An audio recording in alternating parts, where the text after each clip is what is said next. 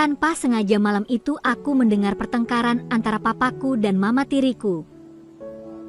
Karena papaku ketahuan ada wanita lainnya membuat mama tiriku marah.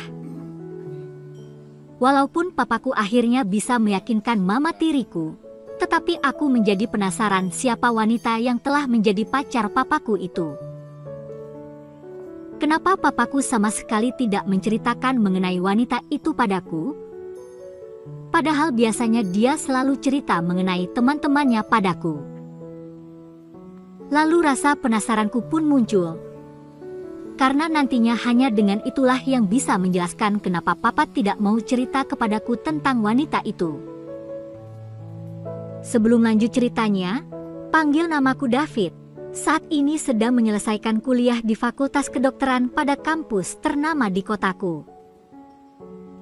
Sebelumnya aku tinggal di Surabaya dan baru pindah ke Jakarta setelah papaku menikah lagi dengan seorang dokter, yang sekarang menjadi mama tiriku. Papaku sendiri seorang dokter spesialis kulit, sedangkan mama tiriku juga seorang dokter ahli penyakit dalam. Papaku bukan tipe orang yang punya pergaulan, hanya punya sedikit teman dekat yang berasal dari lingkungan bangku kuliahnya dulu.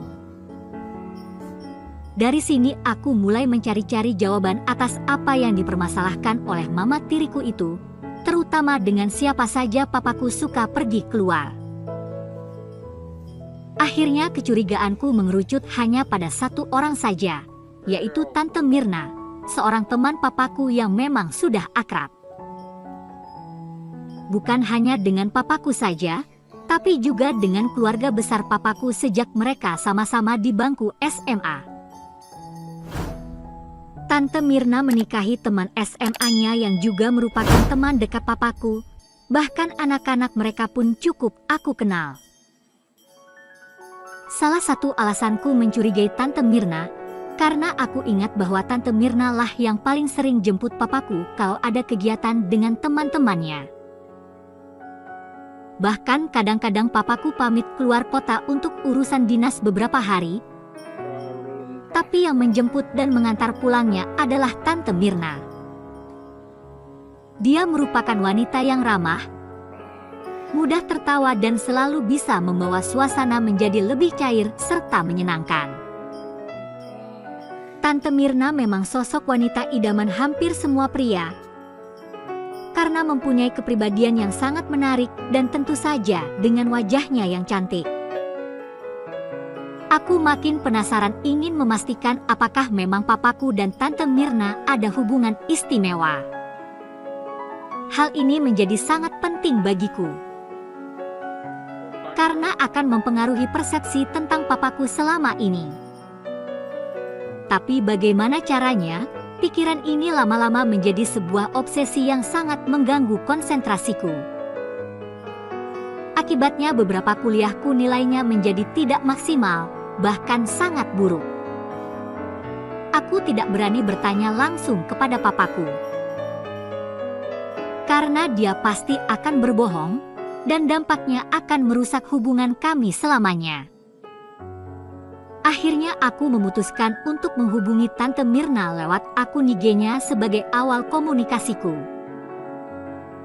Tidak terlalu sulit mencarinya, dengan hati-hati aku mulai menyusun langkah-langkah untuk melakukan penyelidikanku.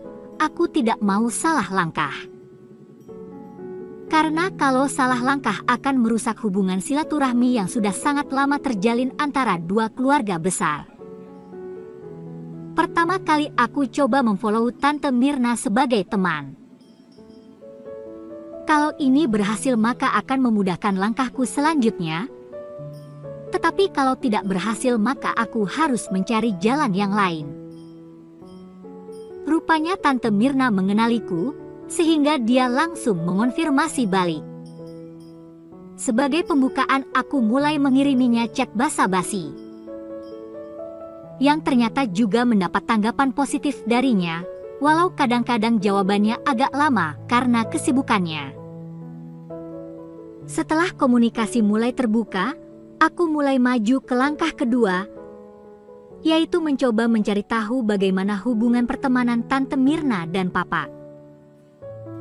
Dari jawaban-jawaban Tante Mirna, dugaanku ternyata benar, bahwa dulu mereka punya hubungan istimewa walau tidak begitu jelas seberapa jauh istimewanya.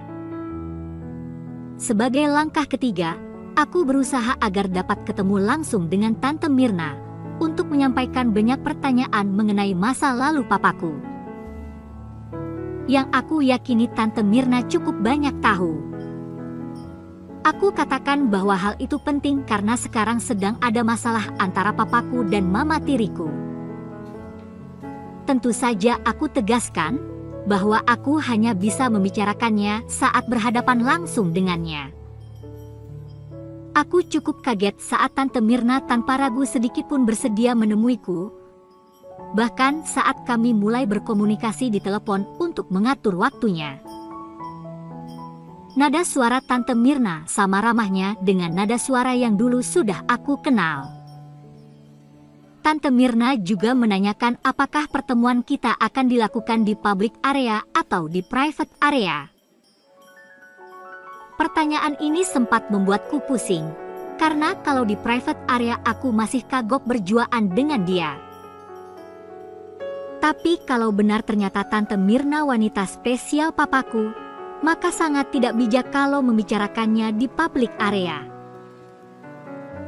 Akhirnya aku memutuskan untuk bertemu di private area saja, karena bagaimanapun juga akan menjadi lebih mudah bagiku untuk mengikuti perkembangan selanjutnya. Tempat yang akan dipakai untuk pertemuan kita adalah sebuah tutel berbincang, yang biasa Tante Mirna pakai bermalam kalau sedang ada di Jakarta. Sedang waktunya aku memilih saat sedang jaga di rumah sakit. Tetapi sebelumnya jadwalnya aku tukar dengan temanku, sehingga orang tuaku tidak akan curiga jika aku pulang larut malam, karena kalau sedang berjaga kadang-kadang aku tidur di rumah sakit. Tan, sekarang aku sudah sampai di lobi tutel, kataku saat menelpon ke HP-nya sesampainya aku tiba di lokasi. Pada saat itu jam menunjuk pukul 2 siang sesuai dengan waktu yang telah kami sepakati, karena aku ada praktek pagi di rumah sakit. Oke, saya akan jemput kamu ke bawah, karena untuk bisa naik lift ke kamar Tante harus memakai kunci kamarnya. Jawab Mirna di teleponnya, dengan berdebar-debar aku berdiri di depan lift, memandangi pergerakan setiap lift dan orang yang keluar masuk. Tak lama kemudian Mirna keluar, penampilannya sekarang sudah agak beda sedikit lebih endut. Tetapi daya tariknya masih sama seperti dulu. Terlihat dia sedikit celingak-celinguk mencariku. Karena memang kami hampir tidak pernah bertemu lagi selama 8 tahun. Aku segera menghampiri dan menyapanya terlebih dahulu yang disambutnya dengan hangat. Selanjutnya dia langsung mengajakku naik ke kamarnya.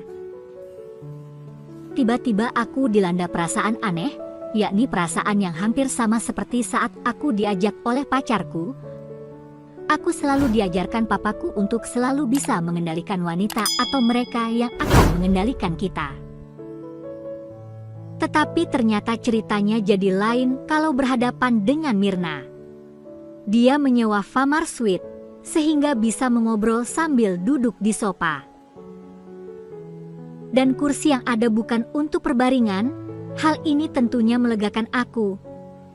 Tapi tanpa aku sadari membuatku menjadi lebih lengah karena hal itu sebenarnya tidak menghilangkan kenyataan bahwa aku tetap berada di dalam bersamanya.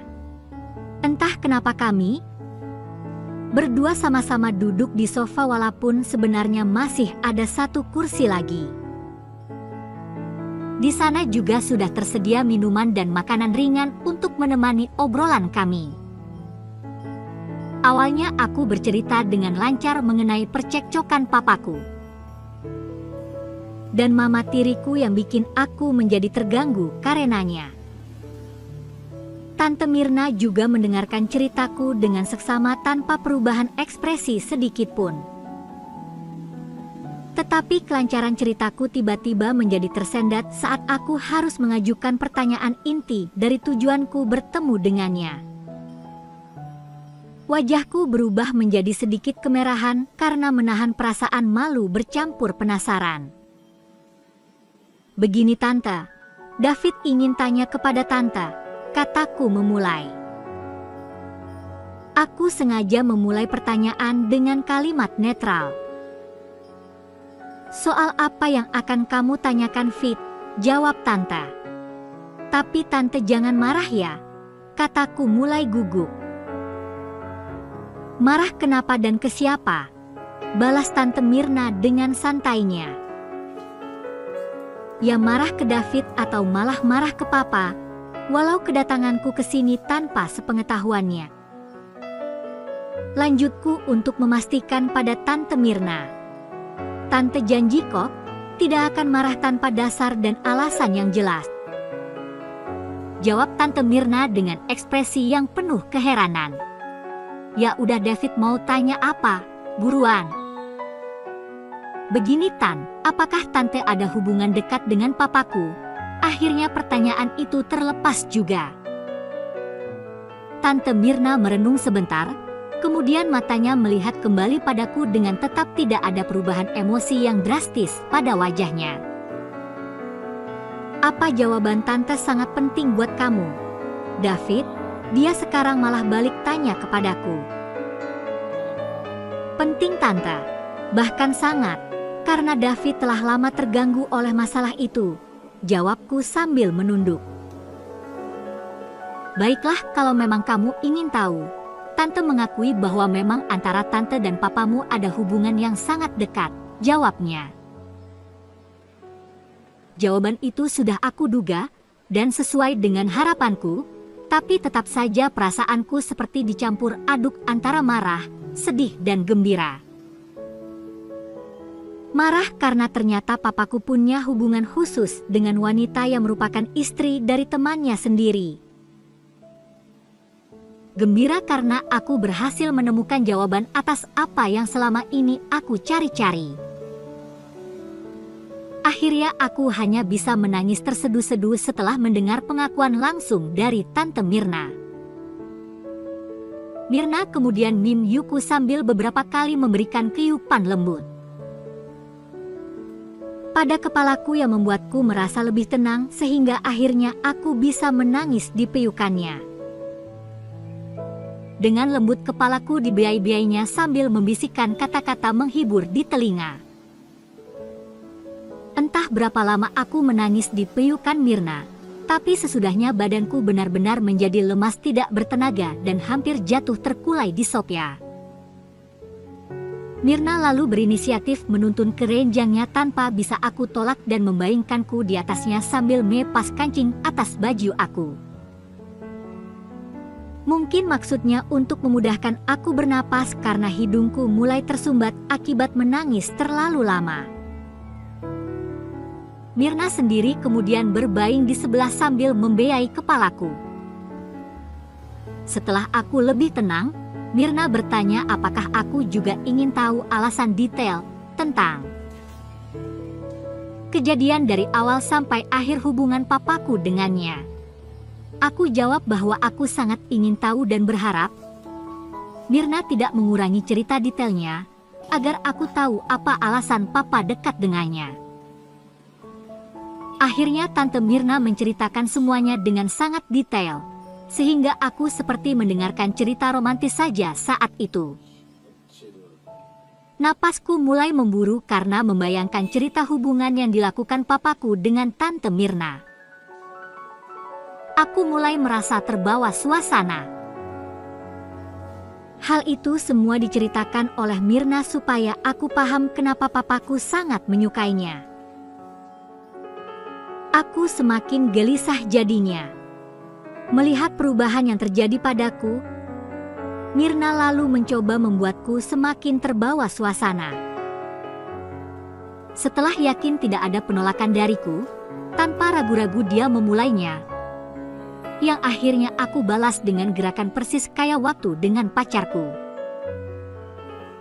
Mirna ternyata sangat pandai dalam hal itu, pantesan papaku keterusan, kata batinku. Cerita petualangan papaku yang sangat hebat tadi itu membuatku terhanyut dalam suasana yang sudah dibuat oleh Mirna. Sehingga dengan mudah dia semakin membawaku melangkah lebih jauh lagi. Semua aku ikuti sesuai dengan naluriku. Sehingga setelah semuanya terjadi, aku baru sadar kalau ternyata inilah yang membuat papaku sampai tidak bisa lepas dari tante. Dia memang begitu tangguh dan hebat dalam pergolakan sidang paripurna. Jai jemainya begitu piawai kala berjibaku membangkitkan tongket komando. Berjam-jam rapat paripurna dilaksanakan dengan tuntas, tanpa adanya interupsi dini sekalipun. "Bagaimana Saiyang, kamu merasa senang?" bisiknya di telinga. "Senang sekali Tan, sungguh luar biasa. Pantesan papa keterusan dan ketagihan," jawabku. Kemudian dia pergi ke ruang shower dan kembali lagi membawa handuk yang sudah dibasahi dengan air hangat. Kami pun terus mengobrol. "David, bisa temenin tante malam ini?" tanya Tante Mirna dengan pandangan penuh harap. Memang kalau David bermalam mau diapain lagi? Aku balik bertanya dengan semangat.